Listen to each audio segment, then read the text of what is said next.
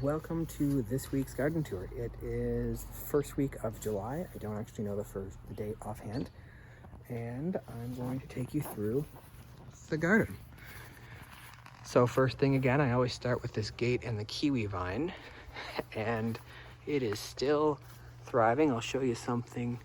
That first vine that went across now has another vine going across it. And this one's kind of looping back, not sure what to do. And the male vine has reached the top and started going across. So lots of growth happening there.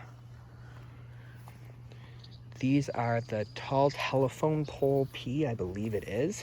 So they are now getting pretty high. This is a 4-foot high fence and it's just about near the top of them. And it has just started blooming. So I'm looking forward to trying these ones out. They are supposed to work like a snap pea when they're younger, but then a more traditional pea as they get a little older. This is a pond liner. I'm just doing a test fill to see if it holds water. I just got it for free. If it doesn't hold water, I'll have to do some, practice some plastic welding, which usually just involves a heat gun and some other plastic.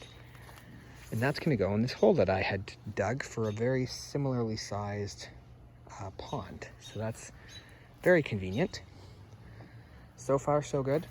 We'll see how it does. And the plan with this is I have 2,300 liters of water storage back there. It's not being used yet because I have to do all my eaves troughs and then get the water out into there. That will overflow into this pond. And when this pond overflows, that is going to go underground. Ooh, the hose just flung all over the place and caught me off guard there. It sprayed my heels a bit. So the pond will have an overflow that goes underground into the lowered path beneath or between these two raised beds. So that'll hold another quite a few hundred liters of water that can then soak into the ground and also soak up into the roots and the plants. So that's the new update. That hose is having a good time in there. We'll see how it does. I have not tied up my tomatoes again. I just wrapped this one here. But as you can see, it's getting pretty close to the top of what I can support now. So with these, I just continue to wrap this around the main stem. So I can't really get it with one hand without risking damaging things, but it just continues to wind around all the way up. So you can see here, I've wrapped this one a few times. It smells like so many tomatoes right now. It is great, and that makes sense because there are so many tomatoes forming. This one obviously needs a bunch more support. It has not been re-wrapped at all, but this bed is filling up. This bed is the cherry tomatoes, the chocolate cherry, and they are putting on lots of blossoms.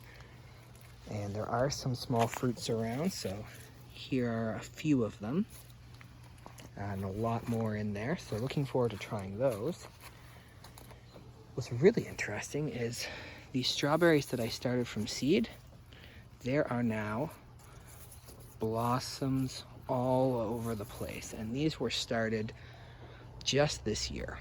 I also have some onions in there, and this other kiwi vine, which I need to get under control because it's going all over the place here. It was trying to climb into the tomatoes. My path is just barely big enough. Third variety of tomatoes.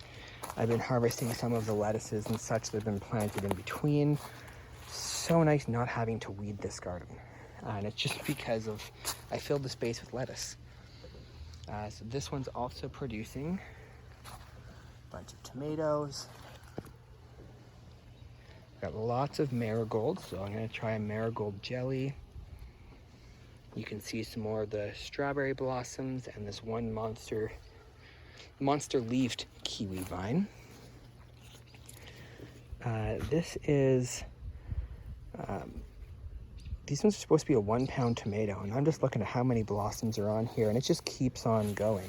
Well, here are a few of the tomatoes that are nowhere near ripening yet. And they're already getting pretty big, and that's the same plant as all of these blossoms here. So if you want my my supplier for compost that I used this year, let me know. I will happily connect you. I believe he's out of compost for a little while, but there'll be plenty for next year. Grapevine is still growing away, doing its thing. I think it's getting its roots established because it's starting to grow quicker now. There's the pear. Again, lots of this rhubarb here that's going to provide a nice weed barrier. Speaking of weeds, there are a lot coming in here. I've got my chives in here. A couple other things. That sea berry is continuing to put on growth well. That goji's still hanging on. There are a few of them out here that are just hanging on. So we'll see what they do. I have a few inside that I might plant in poorer soil conditions. They like that a lot more. This is the Egyptian walking onion, finally getting to a point where I can start to show you what it does. So all of these are little bulbets, onion bulbets, and these can be eaten or planted. So I'm looking forward to being able to multiply my perennial onion patch for next year. The few corn that I have they're coming along. This bed's doing a lot better, and this is the bed where things are more dense. Same soil as here. This one, the reason why most of them are missing is because of the birds, but I find it really interesting that the one that had all of the corn and the peas were all left alone is having a much better time with its growth right now. So I'll continue watching that and learn from that for the future. Again, I've got some more. This one is I believe that one's an apple. No, that one's a pear. That one's an apple. In here, we have my patch of everything just kind of scattered together. There are also a bunch of weeds in here that I want to pull out, but the things that I intentionally planted are doing well in here too. Nothing is bolting, things are putting on good growth. They're all kind of protecting each other. I will have to come through here and get rid of those because you do know that those ones are not something that I planted. Then we get to my zucchini patch. This is going to be quite something, I think. So you can see in there, they're already starting. There's some yellow zucchini. I think most of these are yellow zucchini. And I should have a pile, so I'll do some baking, some dehydrating, and some freezing. I'm also going to try a few preserves, some relishes and such with them this year. I'll have a lot to work with. The black cap or black raspberries are coming in, and that is the most ripe one that I've been able to get. It's not actually ripe yet, but I haven't been covering them. I've been letting the birds have some, which I'm conflicted on because these are one of my favorite berries. But I'm still quite enjoying them. I think as a kid I picked most of them fairly underripe, so kind of the flavor that I'm used to. But they are a tasty treat, not nearly as sweet as raspberries, but a nice treat nonetheless. I believe cucumbers And beans are finally starting to get established.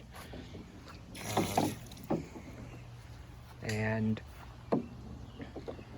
everything else is continuing to grow as it should. That wall of weeds is just, well, weeds. It's wild grapevine, and there is some Virginia creeper.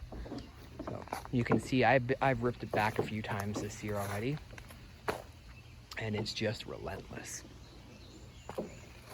That is the garden tour. Sorry, I'm eating berries while this goes on. I need to adjust this. It just twisted a little bit, and I want to stop it before it spills all over because I want the water to get to that end.